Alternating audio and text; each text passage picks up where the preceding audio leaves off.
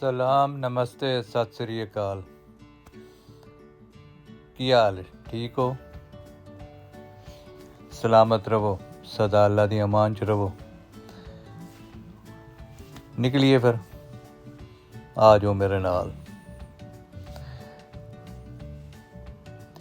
ਮੈਂ ਪਿਛਲੇ ਵਲਾਗ 'ਚ ਤੁਹਾਨੂੰ ਦੱਸਦਾ ਪਿਆ ਆਪਣੇ ਚੱਕ ਨੰਬਰ 99 ਸ਼ਮਾਲੀ ਦੇ ਬਾਰੇ, ਜਿੱਥੇ ਮੈਂ ਪੜ੍ਹਦਾ ਰਿਹਾ। ਉੱਥੇ ਮੇਰੇ ਕਲਾਸ ਫੈਲੋ ਸਨ 100 ਚੱਕ ਦੇ ਤਾਰਕ ਬਲਗਣ ਸੀ, ਸ਼ਫਕਤ ਜਖੜ, ਰਊਫ ਜਖੜ, ਜਾਫਰ ਅਰਾਈ ਹੁੰਦਾ ਸੀ, ਜਿਹੜਾ ਅੱਜ ਕੱਲ੍ਹ ਸਾਊਦੀ ਅਰਬ ਹੁੰਦਾ ਤੇ ਬੜਾ ਵੱਡਾ ਸੇਠ ਮਾਸ਼ਾਅੱਲਾ। 100 ਚੱਕ 101 ਚੱਕ ਦੇ ਸਨ ਯਾਕੂਬ ਸੀ,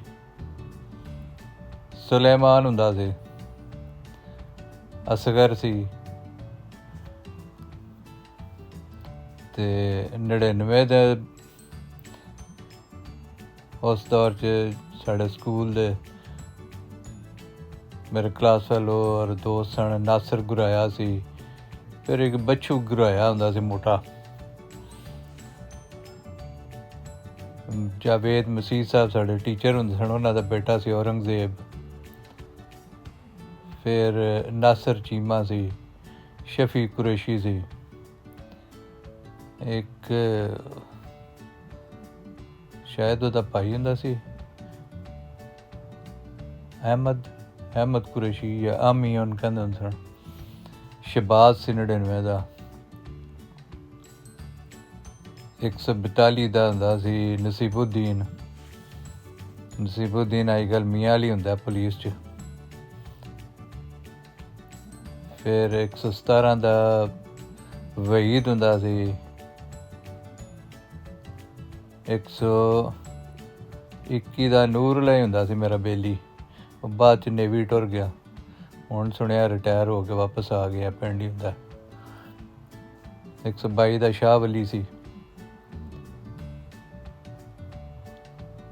101 ਦਾ ਅਨਵਰ ਜ਼ੈਲਦਾਰ ਹੁੰਦਾ ਸੀ। ਤੇ 100 ਚੱਕ ਦਾ ਇੱਕ ਸਾਡਾ ਦੋਸਤ ਹੁੰਦਾ ਸੀ ਏਜਾਜ਼, ਉਹ ਬਾਅਦ 'ਚ ਮਕੈਨਿਕ ਬਣ ਗਿਆ ਸਾਊਦੀ ਅਰਬ। ਐਕਸੀਡੈਂਟ ਦੇ ਵਿੱਚ ਉਹਦੀ ਡੈਥ ਹੋ ਗਈ। ਅੱਲਾਹ ਤਾਲਾ ਉਹਨੂੰ ਗਰੀਕੇ ਰਹਿਮਤ ਕਰੇ, ਉਹਨੂੰ ਜੰਨਤਾਂ 'ਚ ਬੁਲੰਦ ਮੁਕਾਮ ਦੇ ਤੇ ਉਹਦੇ ਬੱਚਿਆਂ 'ਤੇ ਰਹਿਮ ਕਰੇ। ਅਮਾਨ ਲਾਲ ਕੜਾ ਹੁੰਦਾ ਸੀ 100 ਚੱਕ ਦਾ, ਮਾਨੂ ਨਾਲ ਸਾਂ, ਮਾਨੂ ਅਲਕੜਾ। ਉਹਦਾ ਵੱਡਾ ਭਾਈ ਉਦੋਂ ਕੌਡੀ ਖੇਡਦਾ ਹੁੰਦਾ ਸੀ, ਅੱਛਾ ਕਬੱਡਰ ਸੀ ਉਹ। ਤਨਵੀਰ ਹੁੰਦਾ ਸੀ ਸੋਢੀ ਦੇ ਡੇਰੇ ਦਾ, ਤਨਵੀਰ। ਉਹਦੇ ਅੱਬਾ ਜੀ ਗੁਲਾਮ ਮੁਹੰਮਦ ਸਾਹਿਬ, ਉਹ ਸਾਡੇ ਟੀਚਰ ਹੁੰਦੇ ਸਨ। ਅਤੇ ਤਨਵੀਰ ਅੱਜ ਕੱਲ੍ਹ 99 ਇਸੇ ਸਕੂਲ ਦਾ ਹੈਡ ਮਾਸਟਰ ਹੈ ਮਾਸ਼ਾਅੱਲਾ। ਅੱਲਾਹ ਤਾਲਾ ਉਹਨੂੰ ਮਜ਼ੀਦ ਤਰੱਕੀਆਂ ਦੇ। ਯਾਸੀਨ ਹੁੰਦਾ ਸੀ ਸੋਢੀ ਦੇ ਡੇਰੇ ਦਾ, ਯਾਸੀਨ ਨਾਲ ਮੇਰਾ ਰਾਬਤਾ ਰਹਿੰਦਾ। ਫਿਰ ਅਨਸਰ ਸੰਧੂ ਹੁੰਦਾ ਸੀ 99 ਦਾ, ਅਨਸਰੀ, ਉਹਦੇ ਨਾਲ ਕੋਈ ਰਾਬਤਾ ਨਹੀਂ ਰਿਹਾ। ਜਿਹੜੇ ਮਜੀਦ ਸਾਹਿਬ ਸਨ ਉਹ ਹੈਡ ਮਾਸਟਰ ਹੁੰਦੇ ਸਨ, ਉਹ ਸਾਡੇ ਇੰਚਾਰਜ ਵੀ ਸਨ ਕਲਾਸ ਦੇ, ਅਤੇ ਉਹ ਵੈਸੇ ਸਕੂਲ ਦੇ ਹੈਡ ਮਾਸਟਰ ਵੀ ਸਨ। 101 ਚੱਕ ਦੇ ਹੁੰਦੇ ਸਨ ਇਬਰਾਹੀਮ ਸਾਹਿਬ, ਉਹ ਸੈਕਿੰਡ ਹੈਡ ਮਾਸਟਰ ਸਨ। 100 ਚੱਕ ਦੇ ਮਾਸਟਰ ਗਫੂਰ ਸਾਹਿਬ ਸਨ। ਅਤੇ ਇੱਕ ਮਾਸਟਰ ਅਸ਼ਰਫ ਸਾਹਿਬ ਆਉਂਦੇ ਸਨ ਸਿਲਾਮਾਰੀ ਤੋਂ, ਉਹ ਬੜੇ ਟੌਰੀ ਆਦਮੀ ਸਨ ਮਾਸ਼ਾਅੱਲਾ, ਅੱਲਾ ਉਹਨਾਂ ਨੂੰ ਸਲਾਮਤ ਰੱਖੇ, ਸਟਾਈਲਿਸ਼ ਬੰਦੇ ਸਨ। ਮਾਸਟਰ ਅਮੀਨ ਸਾਹਿਬ ਸਨ, ਸਫੇਦ ਉਹਨਾਂ ਦੀ ਦਾੜੀ ਹੁੰਦੀ ਸੀ, ਬੜੇ ਹੀ ਵਾਜ਼ ਵੈਰੀ ਸੀਰੀਅਸ ਮੈਨ, ਅੱਲਾਹ ਤਾਲਾ ਉਹਨਾਂ ਨੂੰ ਸਲਾਮਤ ਰੱਖੇ।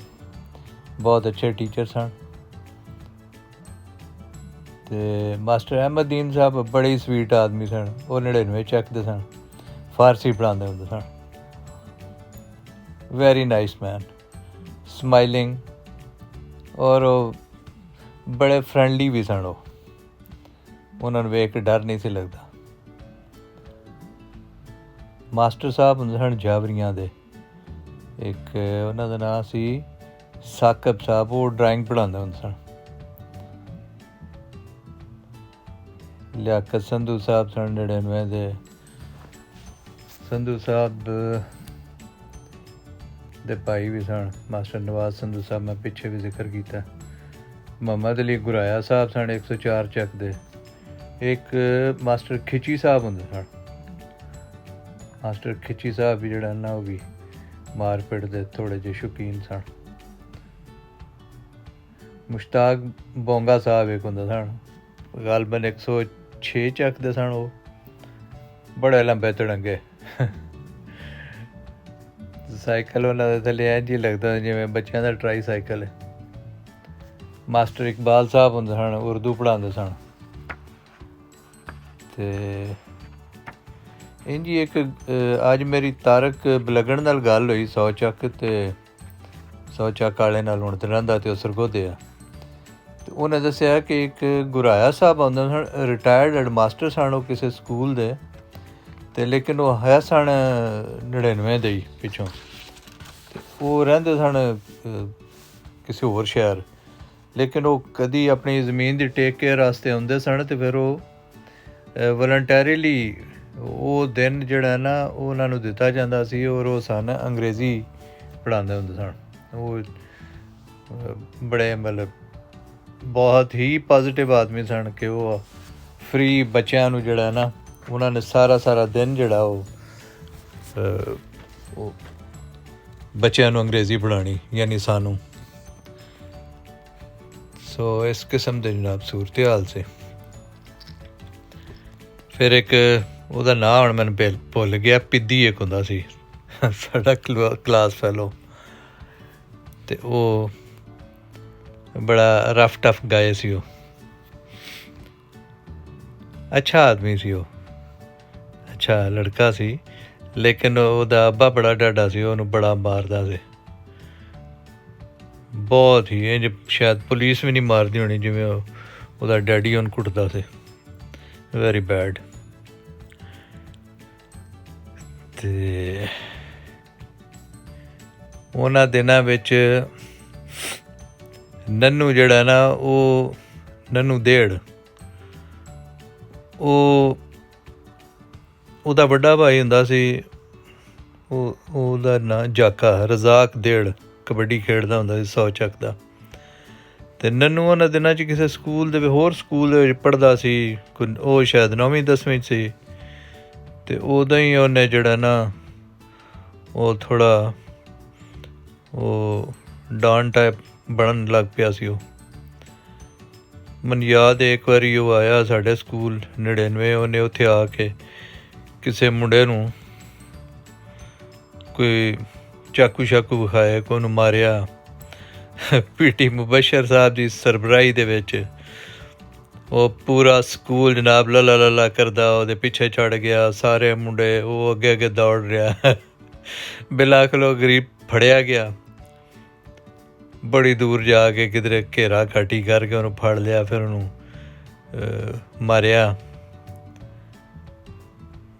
ਮੁਬਸ਼ਰ ਸਾਹਿਬ ਨੇ ਗੱਲ ਮੈਨੂੰ ਯਾਦ ਹੈ, ਉਹਦੀ ਇੱਕ ਅੱਖ ਦੇ ਵਿੱਚ ਪਾਣੀ ਆ ਰਿਹਾ ਸੀ ਜਦੋਂ ਮੈਂ ਵੇਖਿਆ। ਲੰਬਾ ਤੜੰਗਾ ਮੁੰਡਾ ਸੀ ਉਹ ਫਿਰ ਬਾਅਦ ਦੇ ਵਿੱਚ ਉਹ ਕਬੱਡੀ ਦੇ ਵਿੱਚ ਵੀ ਉਹਨੇ ਅੱਛਾ ਨਾਂ ਕਮਾਇਆ। ਫਿਰ ਉਹ ਕੋਈ ਆਪਣਾ ਗੈਂਗਸਟਰ ਬਣ ਗਿਆ। ਉਹ ਵੀ ਫਿਰ ਜਵਾਨੀ 'ਚ ਹੀ ਮਰਿਆ ਗਿਆ ਵਿਚਾਰਾ। ਐਨਰਜੀ ਬੰਦੇ ਅਗਰ ਪੋਜ਼ੀਟਿਵ ਵੇ ਦੇ ਵਿੱਚ ਲਾਉਣ ਅਤੇ ਉਹਨਾਂ ਨੂੰ ਕੋਈ ਉੱਥੇ ਚੈਨਲ ਮਿਲਣ, ਅਤੇ ਮੇਰਾ ਖਿਆਲ ਹੈ ਕਿ ਉੱਥੇ ਬੜੇ ਲੋਕ ਜਿਹੜੇ ਨੇ ਉਹ ਬੜਾ ਕਮਾਲ ਕਰ ਸਕਦੇ ਨੇ। ਲੇਕਿਨ ਉੱਥੇ ਇੱਕ ਤਾਂ ਪਿੰਡਾਂ ਦੇ ਵਿੱਚ ਬਾਹਮੀ ਜੈਲਸੀਆਂ, ਹਸਦ, ਰਕਾਬਤ, ਕੋਈ ਅੱਗੇ ਵਧੇ ਅਤੇ ਉਹ 50 ਬੰਦੇ ਉਹਦੀਆਂ ਲੱਤਾਂ ਛਿੱਕਣ ਵਾਲੇ ਹੁੰਦੇ ਨੇ,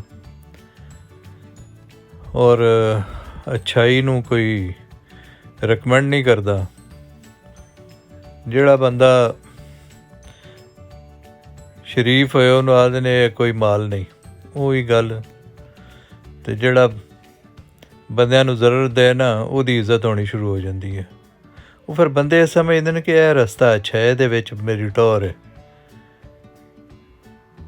ਉਹ ਗ੍ਰੈਜੂਅਲੀ ਉਹ ਆਸਤਾ ਉਹ ਉਸਤਾਦ ਦੀ ਇੱਜ਼ਤ ਉਸ ਦੌਰ ਦੇ ਵਿੱਚ ਉਹ ਅਜੇ ਮੌਜੂਦ ਸੀ, ਲੇਕਿਨ ਫਿਰ ਗ੍ਰੈਜੂਅਲੀ ਜਿਹੜਾ ਨਾ ਜੀ ਉਹ ਨੈਗੇਟਿਵ ਜਿਹੜੇ ਕਿਰਦਾਰ ਸਨ ਉਹਨਾਂ ਦੀ ਇੱਜ਼ਤ ਵੱਧਦੀ ਗਈ 70s 80s 90s। ਅਤੇ ਹੁਣ ਆ ਕੇ ਅਤੇ ਉਹ ਜਿਹੜੇ ਮਸਲੇ ਮਸਾਇਲ ਜਿਹੜੇ ਨੇ ਉਹ ਇਮਾਮ ਮਸਜਿਦ ਜਾਂ ਟੀਚਰ ਹੱਲ ਕਰਦੇ ਹੁੰਦੇ ਸਨ। ਕੋਈ ਖਾਨਗੀ ਕਿਸਮ ਦੇ ਕੋਈ ਨਿੱਜੀ ਕਿਸਮ ਦੇ ਮਸਾਇਲ ਲੋਕ ਉਹਨਾਂ ਕੋਲ ਲੈ ਜਾਂਦੇ ਸਨ।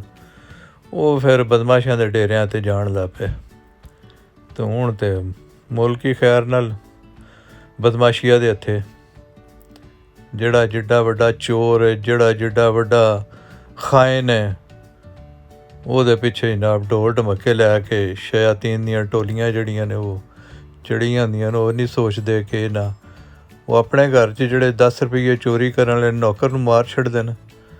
ਉਹ ਜਿਨ੍ਹਾਂ ਨੇ ਬੈਂਕ ਖੋਖਲੇ ਕਰ ਦਿੱਤੇ, ਮੁਲਕ ਖੋਖਲੇ ਕਰ ਦਿੱਤੇ, ਦੂਜੇ ਮੁਲਕਾਂ 'ਚ ਆਪਣਾ ਸਾਰਾ ਮਾਲ ਕੱਢ ਕੇ ਲੈ ਗਏ। ਉਹ ਆਪਣਾ ਹੀ ਨਹੀਂ ਪੂਰੀ ਕੌਮ ਦਾ ਲੈ ਗਏ।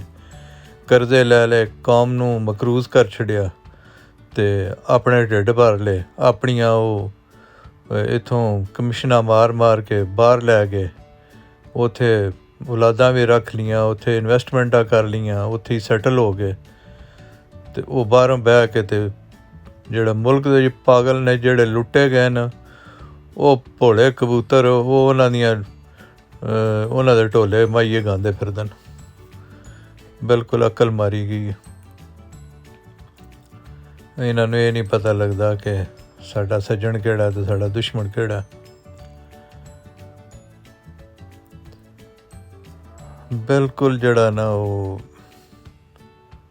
ਅਕਲ ਨੂੰ ਬੰਦ ਕਰਕੇ ਤਾਲੇ ਲਾ ਛੱਡਿਆ ਸੋਚ ਔਰ ਫਿਕਰ ਨੂੰ। ਔਰ ਹਰ ਚੀਜ਼ ਨੂੰ ਪੋਲੀਟੀਸਾਈਜ਼ ਕਰ ਦਿੱਤਾ। ਹਰ ਜਗ੍ਹਾ 'ਤੇ ਸਿਆਸੀ ਭਰਤੀਆਂ ਹੋ ਗਈਆਂ।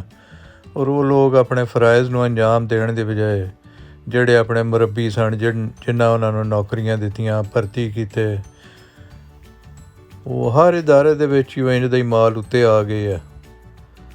ਔਰ ਉਹ ਆਪਣੇ ਜਿਹੜੇ ਰਿਕਰੂਟਰ ਸਨ ਉਹਨਾਂ ਦੀ ਨੌਕਰੀ ਨੂੰ ਉਹ ਆਪਣਾ ਫਰਜ਼ ਮਨਸਬੀ ਸਮਝਦੇ ਨੇ।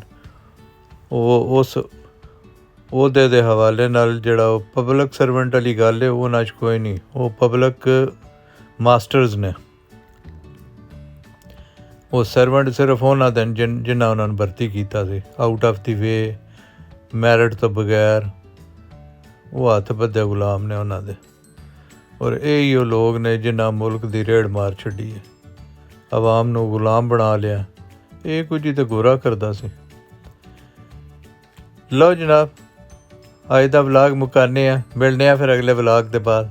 ਖੁਸ਼ ਰਹੋ, ਆਪਣੇ ਆਸ ਪਾਸ ਸਭ ਦਾ ਖਿਆਲ ਰੱਖੋ, ਆਸਾਨੀਆਂ ਲੋਕਾਂ 'ਚ ਵੀ ਵੰਡੋ ਅਤੇ ਅੱਲਾ ਤੁਹਾਨੂੰ ਆਸਾਨੀਆਂ ਦੇ।